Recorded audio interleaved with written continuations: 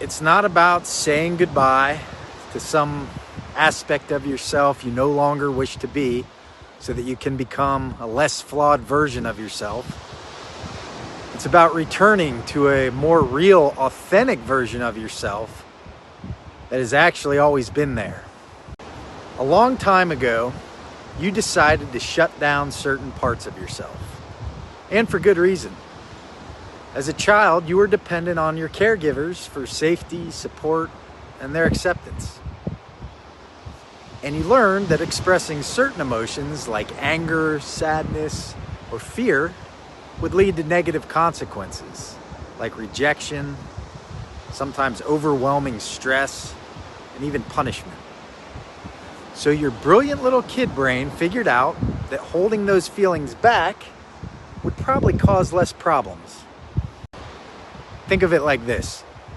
As children, we were incredibly perceptive little beings, picking up on cues about what's safe and acceptable, and it was based on how the adults in our life reacted.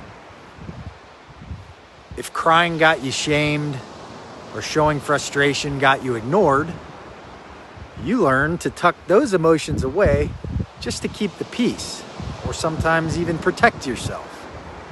It's actually a very clever calculation to maintain connection and stability when as a child you didn't have the power to change circumstances.